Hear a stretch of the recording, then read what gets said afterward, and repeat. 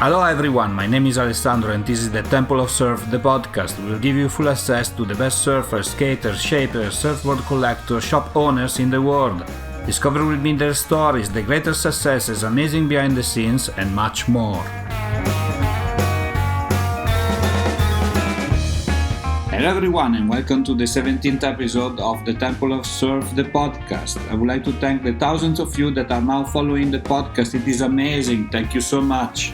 Today with us from UK, Simon Tucker, former professional surfer and collector of amazing surfboards. Let's discover more about him, his career, his amazing collection and much more.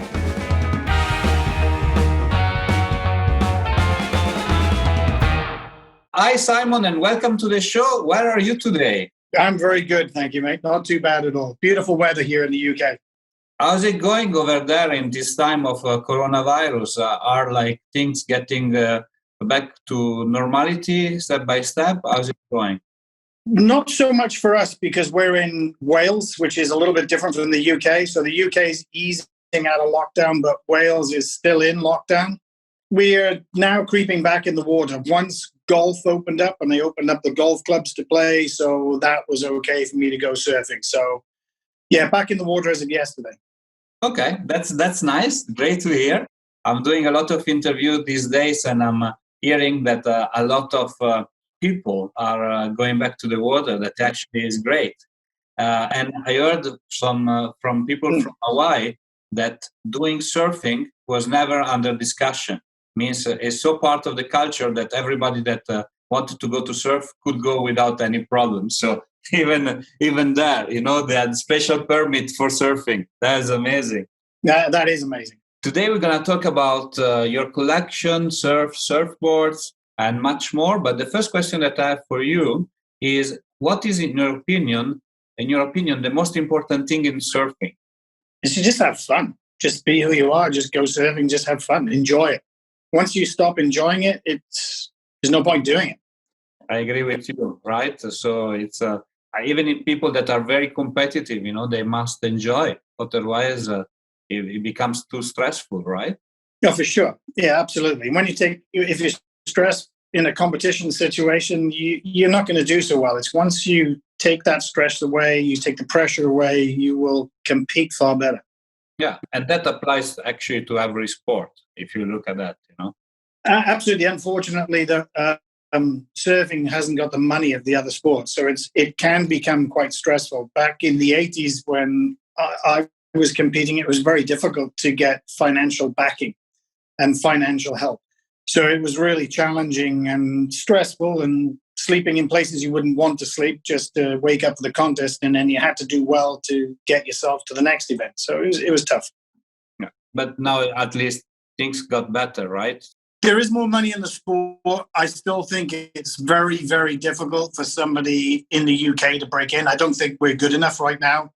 France, Spain, Portugal are starting to make inroads on the World Surf League. So yeah, I think if you're good enough, you could get some financial backing. But that's before COVID. I think after this, it's going to decimate the surfing community because surf companies such as your big names, your everyday names, they've got 2 seasons which they're getting nailed for, and the pound on the dollar has been so bad, so they're going to be paying high prices, and every surf shop's returning their product because they're not open. Yeah. So who's going to survive after this? I do not know. Wow. It's let's hope for the better, really. We need to bring all the positive energy to the world to survive after this crisis, for sure. Absolutely. We don't know what's going to be tomorrow. You were talking about Olympics and UK. Is there a surfer or some surfer that are representing the United Kingdom in that they were supposed to represent United Kingdom in Tokyo, and then maybe next year? Or is there somebody? No, we got no one. We had nobody at that level. No. Okay. I was my curiosity of today because I didn't remember. Anyway, well, let's hope, you guys gonna soon. We had a surfer called Russell Winter who actually made the WSL for a number of years. And he was on the world tour, did very, very well, beat Kelly at Jeffries, I believe, man on man, sort of did very, very well and then fell off the tour. But since then, nobody's managed to get on that world tour. So, Russell Winter was the one from the UK, the British Bulldog, as he's known, was the only one who made inroads into that. Let's hope soon. We stay positive. What was the first surfboard that you ever bought? Poof. My brother had a surfboard for Christmas when I was about 7 or 8. And I spent Christmas Day watching him surf on a freezing cold day. And I sort of got the bug for it. My parents took me to Cornwall and they rented me, probably it was a kneeboard looking back on it, but I was quite small at the time. And I started to surf on that kneeboard. So I pretty much think the first board I bought was a kneeboard, probably a tiki kneeboard in the UK, which was very popular in the UK back then. And that's the first board I learned properly to surf on. And you still have that surfboard by any chance? No, I don't. It would have been nice, but I don't have that one. It would have been nice. I ask this to everybody, and basically everybody's telling me, like, I wish I had, but yesterday I was at the phone with Bird Hoffman, that is the owner of Bird Surf Shop in San Diego, and he told me that he has a rule. If you enter in his shop and you find a board that belongs to you and you can prove it, he will give it back to you free. You don't have to pay. And wow. Yes. And I thought it was like very, very interesting. In effect, he told me the story that one of his friend or somebody that he knew, he came to the shop and he said, like, that lightning bolt from the 70s, I think is mine. And then he told him, like, why? And how? I will give it to you only if you prove it. And he said, like, he has a sticker. So they brought it down from that hangar, like huge structure that they have. They brought it down and they saw the sticker. Yeah. And so he gave it back. And I was like, oh my God. So maybe if that kneeboard is in San Diego, you can get it back for free. That'd be nice. Cool. It would be nice just to be on the roof. You never know that where the boards are ending up being, in which collection, in which part of the world, they're flying, they'll be carried around. When did you start realizing that you became like a surfboard collector? I used to surf competitively years ago, and somebody messaged me and said they had one of my old boards, which is a Kong hot stuff. And he asked if I'd be interested in purchasing it off him before he put it onto eBay. So he sent me photographs of it, and it immediately transported me back to the mid-'80s. And I went down, picked it up off him. It still had the same wax I put on, the same deck grip, the same stickers. He hadn't ever used it. And it was just a time capsule. So I bought it, and it still had the inscription from the shaper on the stringer. And that's when I started to become interested and started to collect just a few of my old boards, which I managed to get quite a few. But then I became interested in boards that I'd always been interested as a kid from, mid-'70s, the lightning bolts, getting surfer magazines and seeing the lightning bolts in there, but never actually owning an authentic lightning bolt, to aspiring to get a lightning bolt. And now, it's sort of, I think every collector starts off collecting everything in the beginning, all and everything. You collect boards that are beaten beyond sort of any recognition, but there's a bit of history there. And as time goes on, you realize that you've got too many boards and you need to thin it down. So you either specialize into a certain collection, a certain era, or a certain brand, but all you're trying to do is change the boards for a far more important board or a better condition board. And you're always after that next one. Yeah, exactly. I have the same, let's call it like problem that you have, in the sense that, more you go for quality and more you go for like rarity, more the price is expensive, and the boards still remain a fragile tool. So you don't want like people to go around them so much. Absolutely. And I've got a rule now I've set myself, is that I have to sell boards to fund a new one. So the one behind me here, the Sean Thompson, I sold 7 boards to get that one. Yeah. So I think it's thinning the collection down in a way. I think you made the right choice. My wife would tell me the same, Alessandro, You need to sell the last surfboard before buying a new one, but it never works, as long Yeah. so far. But then if she will threaten me of divorcing me, maybe I will think about it. So Well, that's where you should collect just one brand. So when you collect one brand, they all look the same. yeah, exactly. So she won't know if you had one. No, exactly. That's a good point. Like, no, darling, this is not like another surfboard. Just the one that it was in the shed. It's just like I bring it, I brought it out to clean it. Yes, Absolutely. it's a good suggestion. I like it. Tell us more about your collection. What is the most representative surfboard that you have, and how many surfboards you have? Which eras? Tell us more about it.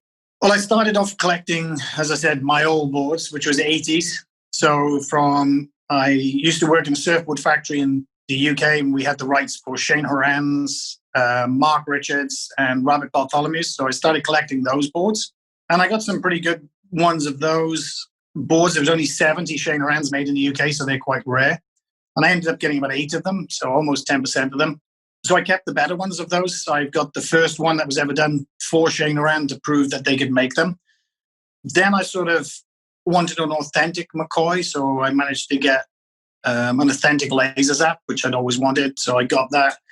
But always I'd sort of liked the lightning bolts, I must admit, because it's the only one I think that transfers through the generations. So the most iconic lightning bolt shapers were either Jerry Lopez or Tom Parrish were the top shapers. So to get those boards would have been the sort of icing on the cake for my collection. So I ended up getting the green one from Australia, which is in incredibly good condition. It's all original condition. The most important board I got was the last one, the Sean Thompson. And for me, it was the journey of the history. That was key. And I've got to say that Sean Thompson and Tom Parrish were phenomenal in sharing the information. So I was very, very fortunate with those two. Such really nice guys. Tom Parrish is probably a purist. He just loves the sport. He's not so collecting, yes, to preserve the history, but to be a dealer, I don't think he likes that. And I can totally understand that. There's a lot of dealers within the collecting market rather than collectors. But then when all the information starts to come together, it's a huge thrill to find the photograph of the guy riding it in 1978, and you can see it and all the stars align and it's bang, you've got it. And that's the thrill for me, is finding that history, chasing it down. Yeah, it's the rebuilding the history is so important, right? Absolutely. Yeah, and it's. I must have gone through 3,500 photographs to try and find it. I contacted, so many photographers from back in the day, and then one day when I didn't look, there it was. Well, that's good. Cool. Yeah, I was looking at sunset because it was made for sunset. So I was looking at all photos at sunset, and it turns out it was used in pipeline. So amazing! Oh wow, amazing! You told me before that now you are selling boards to finance the new one. But have you ever regretted to have sold a board to somebody that you said like, no, maybe I shouldn't have done that? All of them. Yeah. Oh my God, that's like a big regret. How can you live with it?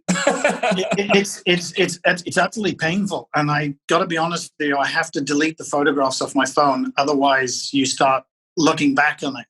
Yeah, and you've got to remember the reasons why you did it. So it is hard because every board is a search, is a reward, it's a bug trying to find it, track down its history, and you get it, you clean it, you look at it, you remember it.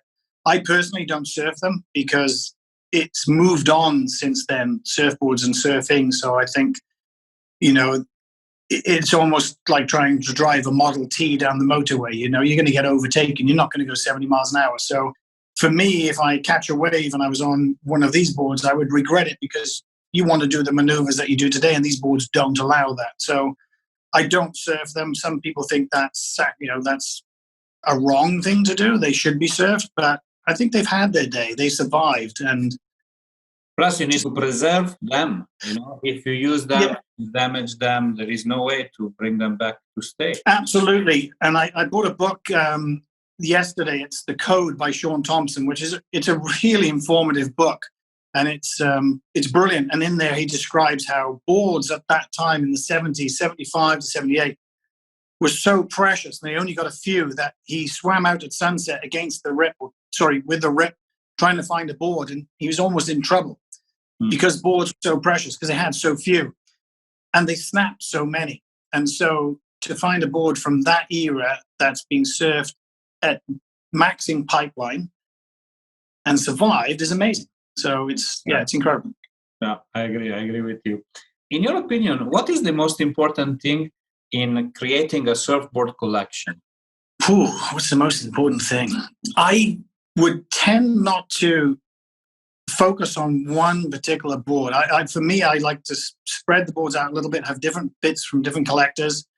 For me, I don't know. I just try to achieve the better boards I can. There's a limit, you see some collectors are spending an absolute fortune, but I also think for me the most important thing is it's not over restored, and there's a lot of over restored boards out there, and all you're doing is stripping that history away, and I don't think they're as authentic.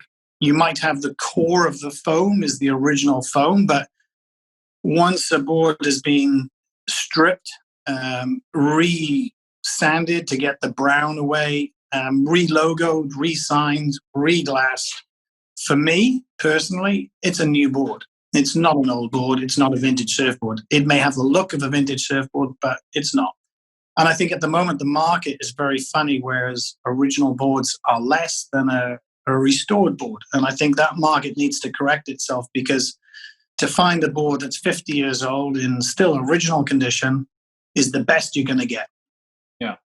There are like people that do restoration like through art. The workmanship is phenomenal. This one was restored by Randy Raddick. And the other workmanship is amazing. It's an art. It's incredible. And the time taken to do it is phenomenal. For me personally, it's taking that away. I would go and get a new board made today to replicate it. I'd rather that than having a board restored, for me personally. Yeah, makes sense. Let's talk about you as a surfer today. What is your favorite board to use? It was quite funny because I was talking about this yesterday with my friend. I'm a creature of habit. So when I surfed competitively, I had one board. I didn't have a quiver of boards. The board I'm using now, I've had for 10 years. Okay. I don't like to change boards. I hate it with a passion. I try to keep the same board. I've got my favorite board for competitions in the garage, and I had that for 10 years. It's in a sorry state, but I always used to like to, once I got used to a board, I'd rather surf that board in all conditions because I knew that board inside out. Whereas I think today a lot of surfers will go, I've got this board for 3 foot, I've got this board for 4 foot, I've got this board for 5 foot, and then you never know when to change over, and it would be in your head or should I have brought the other board in? Yeah. So I remember I did a contest at Thurso once in Scotland. It was a European Championships, and it was absolutely huge. It was 10, 12 feet closing out. I don't know if you know Thurso, but the waves were breaking up into the harbour. They couldn't get a lifeboat out there because the waves were big going into the harbour. And I was in a heat with a couple of guys from France and Portugal. They had guns, and we're all paddling out. I had a 6.2, I think. And big set came in. We all went under it. We came up. The other guy's guns were snapped. Mine was still in one piece. And don't get me wrong, it was very tricky to get down the wave and to do a bottom turn. But after the bottom turn, I was away. It was great. It was a solid face, but you could turn on it. But the guys who would get a very nice drop in, a lovely bottom turn, would then struggle because they had too big boards. So for me, I was much more comfortable riding a smaller board. I much prefer it. Okay, but that's actually it's nice at the end. It's your companion in the sea, in the ocean, right? So you know how the board reacts to your weight and to your strength and to your body. Yeah, and so I think you're right. It's a point of view to be respected, of course. Today, I guess also because of the price of the surfboard, you can go wild. But if we go back on the 70s as well, when surfboards were very expensive, 60s, yeah. I mean, with then people. Yeah, today would be tough because they're so weak as well. They're so light, they're so weak, so you'd snap it. But I was never in a situation where I'd think I bought the wrong board in the water because I only had the one board. So I always had the right board. Okay, cool. We're going to finish our interview with a short Q&A session. So please answer the first thing that comes up to your mind, okay? Okay. Do it. The best surfboard that you ever ridden? Wow. A Kong hot stuff. The best shaper of all time? Tom Parrish. A young shaper of today that you really think should be in everybody's surfboard collection? Wow. You stumped me on that one. I don't know. I would say my very good friend, Josh Dimery, who sadly passed away at 29. And he was a very good friend of mine, did some restorations for me. So I'd say Josh Dimery. Okay. Your favorite surf spot? Encinitas, California, I would say is my favorite location to go surfing. It's not the best waves, but it's my favorite place to go. Best wave would be the bubble in Fuerteventura that I've ever had. Okay, good.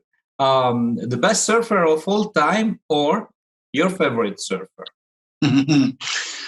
Kelly Slater, without a shadow of doubt, best surfer of all time. My favorite surfer? Yeah, I would say Kelly Slater too on that one, for sure. Yeah, he's just changed the whole demographic. And the last question is a little bit unusual. It doesn't talk at all about surf, but we ask everybody. So we want to know your best relationship advice. Don't lie. Don't lie is good. Yeah. Tell the truth every time. Even if it gets you into trouble, tell the truth. Yeah, I agree with you. Lies don't bring anywhere, right? So, yeah. Cool. But thanks a lot, Simon, for being on the show with us today, and we look forward to talk to you very soon. It's a pleasure, mate. Thank you for asking me.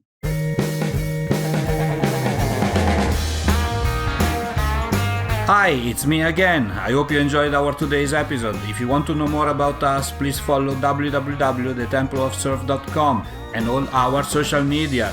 Mahalo!